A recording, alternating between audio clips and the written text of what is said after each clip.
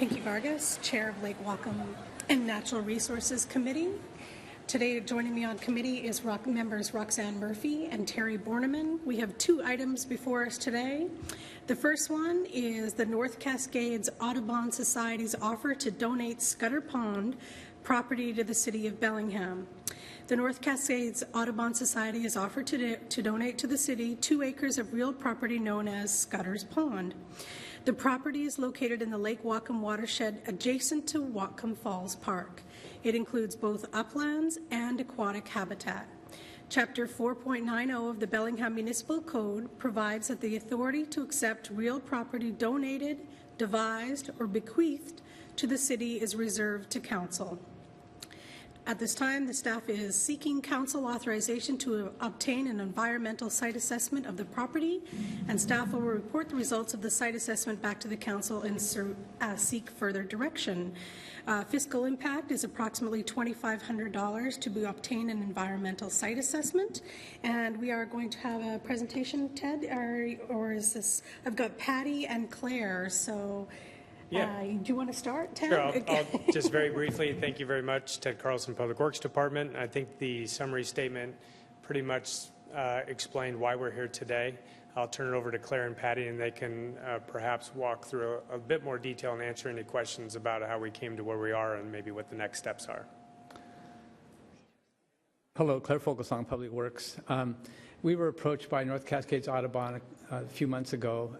They are looking to divest themselves of property that they've acquired over the years. They no longer want to be in the property management business, and they asked us for our interest in taking over management of this property.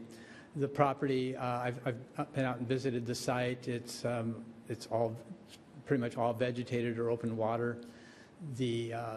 What this would do is put pretty much all of Scudder's Pond under local government control, with the exception of, you can see on your map, there's a bit of an L piece property that is populated by the condo association there, and there's a bit of a triangle of their property that it would still be that they would still own some portion of Scudder's Pond, right? Exactly. Other than that, it would then all be either road right-of-way easements or this piece of property. The map on the screen that I handed out shows you its proximity and its relationship to the other city property, Whatcom Falls Park and Blodell Donovan Park, in that area. And if you've walked in that area, you know there's a trail that skirts the sort of the southeast side of the pond. So we've gone out, we've looked at it, looks good, and then Patty's going to tell you about some of our evaluation of the property, comparing or using the Lake Whatcom Acquisition Program criteria. Okay. You want this? No. Patty Fernandez, Public Works. We did a ranking the way we rank all our watershed property, and it actually ranks quite high. The reason for that is proximity to the water bodies, proximity to Lake Whatcom, adjacent to land we already own, and it is in the city, so to have conservation land in the city also ranks really high. Procedurally, as a donation, our legal department said what we should do now is just ask to proceed with our due diligence, because what we propose to do is what we would always do for buying property, which is to do our environmental site assessment, look at title, and then come back to you once we can make sure that's okay to accept the donation. So that's procedurally what we're asking for, is proceed with due diligence. Does anyone from committee have any questions? No questions, but I would move to recommend approval. I used to live in the condos behind Scudder Pond, and I always thought it was owned by the city. So I was like, oh, we don't, because the parks are the trails are very well maintained there by the city. So I always assumed that property already belonged to the city. So I'm definitely going to recommend approval. Michael. This doesn't drain into Lake Whatcom, correct? I mean, it goes into Scudder's Pond and down the creek, so it doesn't affect Lake Whatcom water quality. No, it does drain into Lake Whatcom, and how much impact it has on water quality in the lake is open to discussion. But you see Lake Whatcom where the description or where the label is there. That's Basin 1. After you go across the Electric Street Bridge and downstream, that's what we've been calling Basin 0. And then Scudder's Pond is to the left of that. So it does drain in technically into Lake Whatcom, and there's probably some backwash influence into Basin 1, depending on how the water's flowing through the pipe that connects Scudder's Pond to Basin 0. It's not like it's close to our outfall or anything like that, but it is part of the Lake Whatcom watershed. Well, I guess the way I bring it up is I think the benefit to Lake Whatcom water quality is probably near zero, and so I wouldn't apply that criteria. However, I might rank it highly based on other things, just in terms of its ecological value within city limits. So, I mean, I would value it highly, but I just wouldn't apply the Lake Whatcom criteria to it. I do have a question, though. Is there any cost to management to this gift? Aren't we already doing whatever we need to do in that area anyway? Is there any additional costs that we are foreseeing? I'm not foreseeing any additional costs. That doesn't mean that there won't be site visits and just some vegetation management, perhaps, that hasn't been ongoing with North Cascades Audubon. There are some sections of ivy and things like that if we have time and we have the staff, we can go in and take those out so they don't take over the site or anything. But other than that, I looked into what Audubon has been doing over the years, and they haven't been managing actively. And the Condo Association has no expectations that I can determine for us to manage it any differently. So, Jack? Michael asked the two questions I was going to ask. Okay, good. Anyone else from committee? Any other comments? I recommend that we vote to approve. Well, I guess, Terry, you already did that, Yeah, so I don't need a second. No. But do we want to vote? Yes.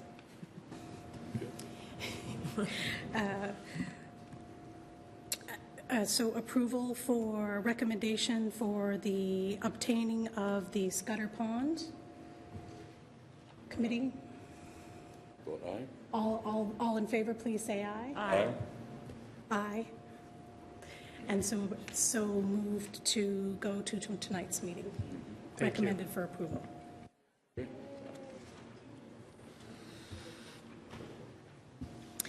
Our second item today has two parts. It is a Department of Ecology grant funding for the public outreach of pharmaceutical take-back program. This grant allows the city to provide outreach to the public about the availability of programs that collect and destroy outdated and/or unneeded household pharmaceuticals. Collection of pharmaceuticals prevents them from being flushed into the city sewer system or affecting landfill effluent. The city has provided this service since 2010, and the proposed outreach campaign costs $37,920. The city will provide a 25% match of $9,480, and the balance comes from the Ecology Solid Waste Prevention Program. Outreach will include bus ads, newspaper ads, radio, and bill inserts. So we are going to have a little presentation today from Bill Riley. Thank you. This is Bill Riley, Public Works. And before you today is a request for approval for us to enter into a grant agreement with the Department of Ecology. Also separately, and it has to be done separately, is the financial ordinance, which I've given a copy to each of the committee members and to council members as well. Unfortunately, that got omitted from the council packet, but we're hopeful to get that approved as well here today. With those formalities out of the way, and for you to learn more about our pharmaceutical program, there will be a short presentation by Mindy Collins, one of our source control technicians. But first, I wanted to just give a little background of source control program in and of itself, and that is that the department, and we have to every once in a while give Department of Ecology some kudos, so this is one of those possibilities. So Department of Ecology since 2008 has been providing funding to the City of Bellingham to have a source control program in that business outreach is provided with those funds and with the people that those funds hire. It comes from the Department of Ecology's toxic reduction program, and we're on our 4th contract, I believe, now with Ecology and doing that. Every 2 years we get funding. So the source control program in and of itself, they have provided outreach and aid to businesses. We're at about 900 such contacts and provision of information to different people, different small businesses, and those businesses have ranged from auto shops to boat yards, dry cleaners, restaurants,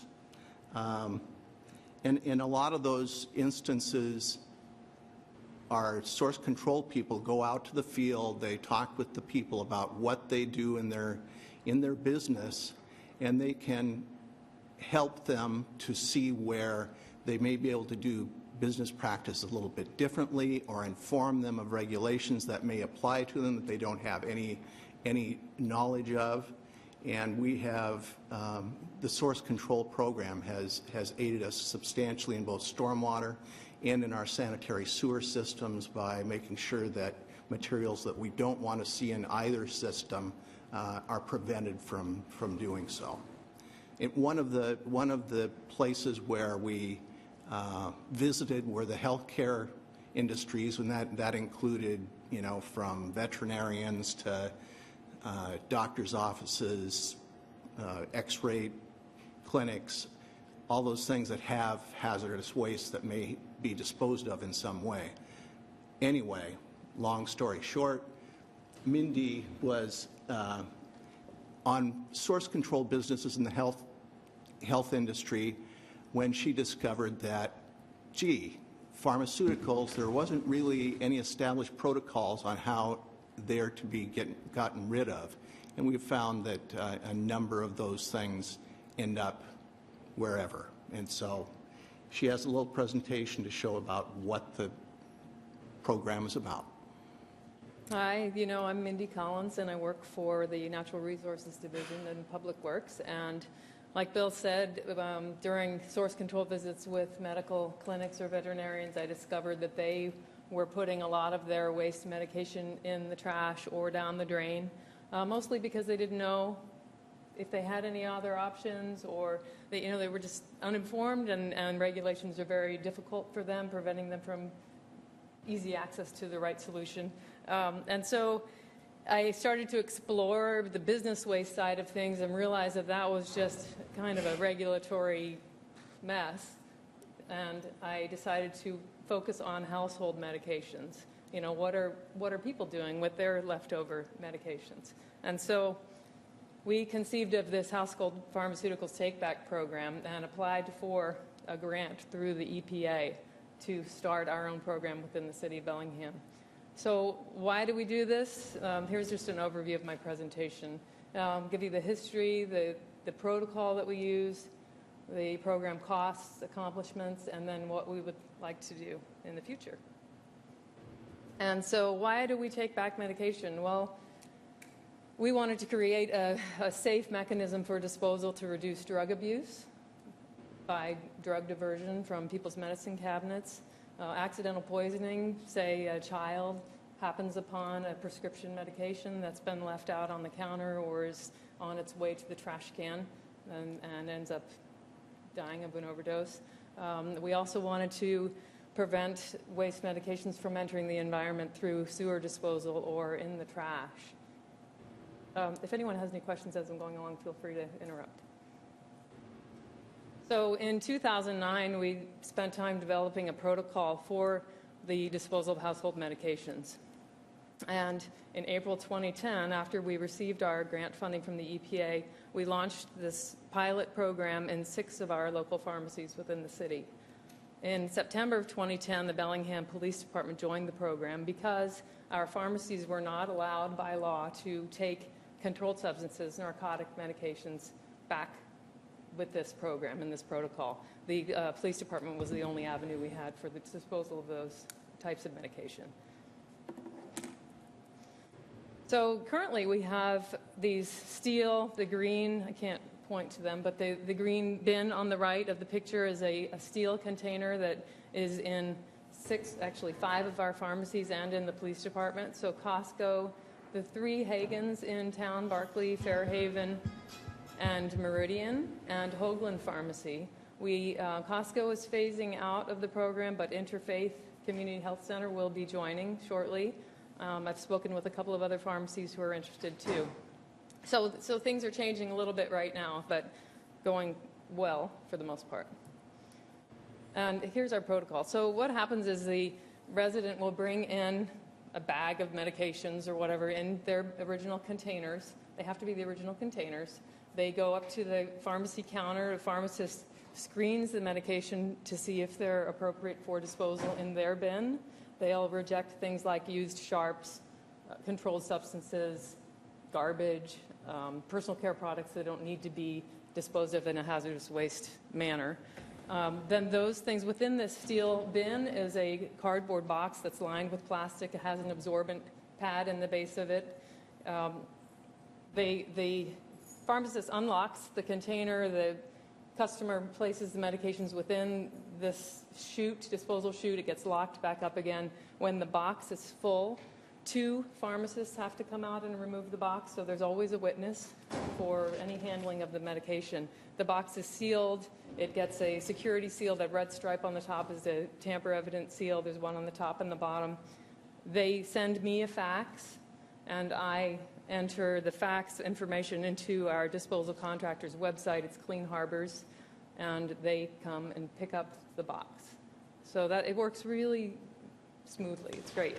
So anything that's been rejected that's a narcotic controlled substance, they are given back to the customer, and the customer is then directed to go to the Bellingham Police Department where they can dispose of their medication there. And they pretty much follow the same protocol at the police department. So why did we choose this protocol? Well, it's safe.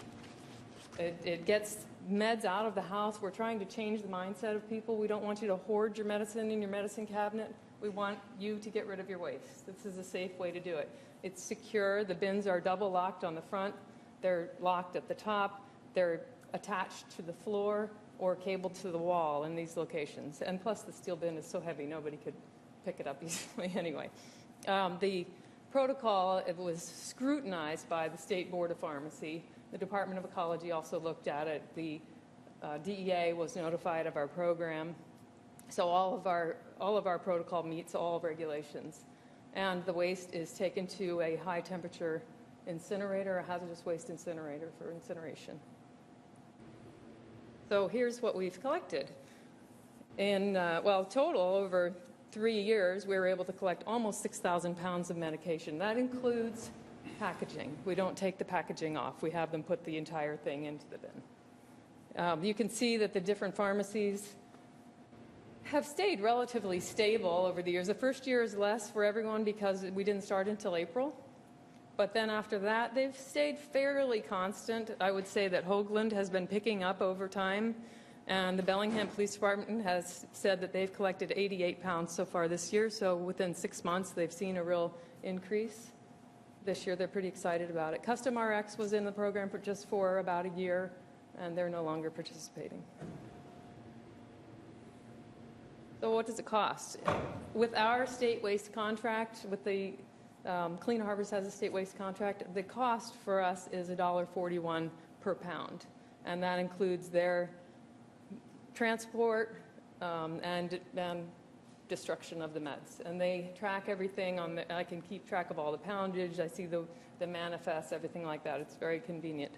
The costs per year for destruction are about $3,000 currently. If we want to add a new pharmacy, right now we do have a couple of extra steel bins for the ones that want to join now. If we wanted to add any more in the future, it's about $800 to get a pharmacy started, material-wise. So our EPA funding ended in December, and we've decided to continue to support the program through the Public Works Solid Waste Fund. So the only other option that folks have right now is to go to a pharmacy that isn't supporting or isn't part of our program, who is offering them a pre-addressed mailer, an envelope that they can put their waste in and then just put in a mailbox, and it goes directly to their incineration site or to a reverse distributor who then processes it for destruction. That costs about $5 per envelope, and they charge the customer for that. So I did talk with Safeway in Linden, and I said, how popular is your mailer program? And she said, we don't sell any.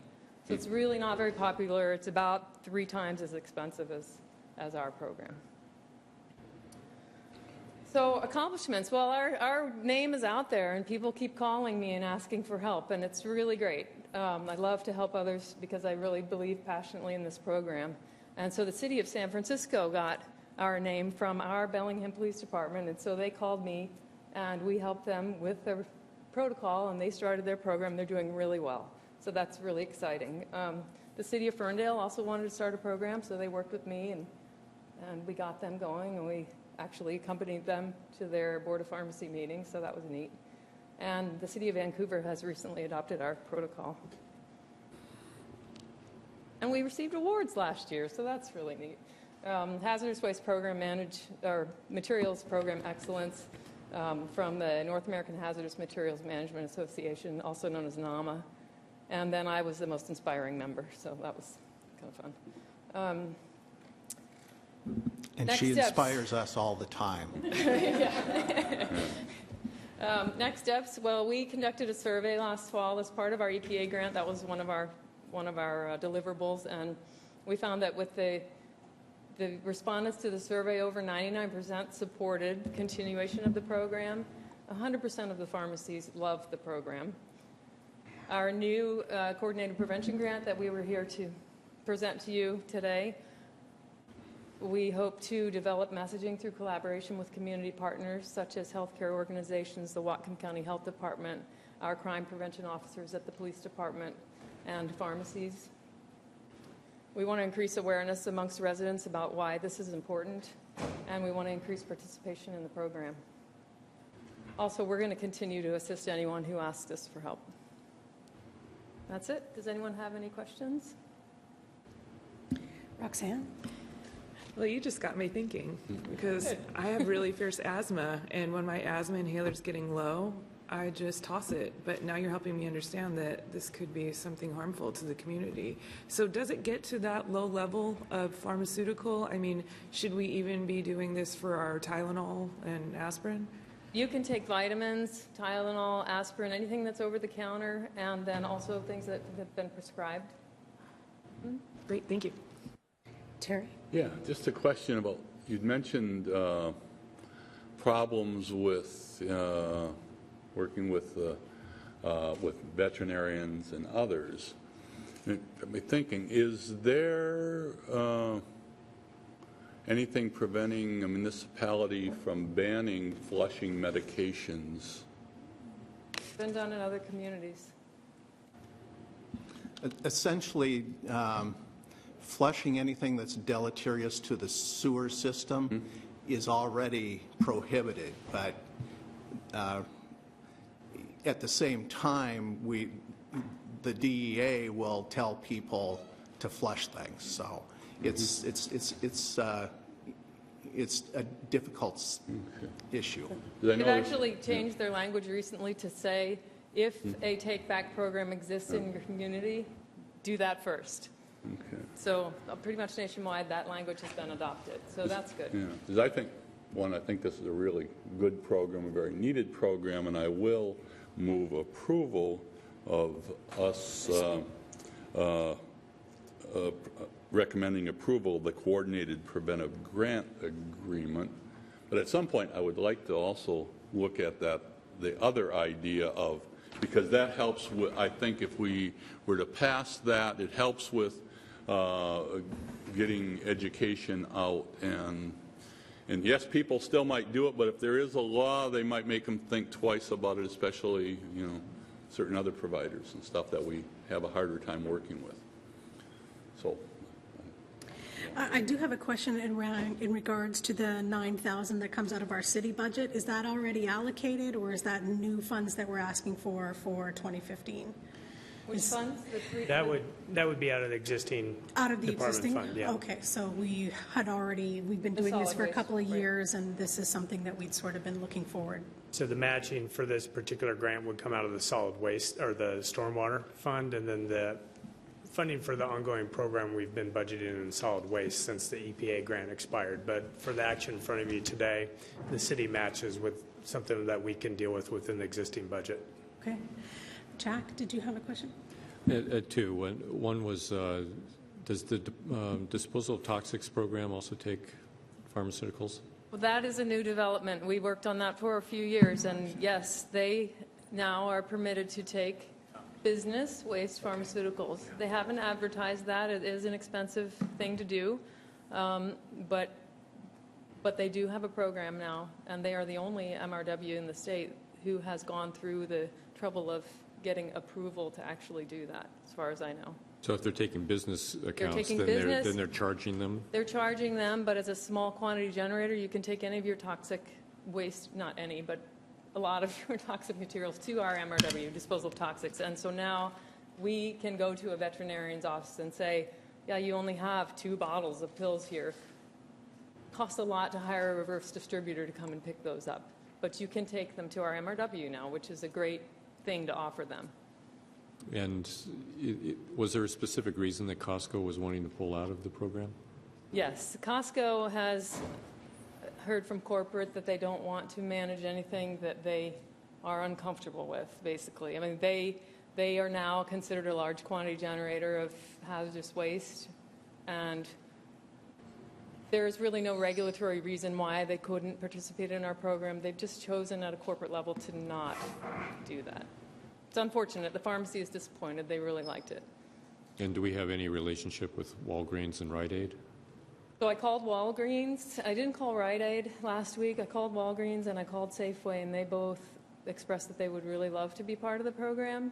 But again, they have to talk with their corporate level and get their approval. Okay.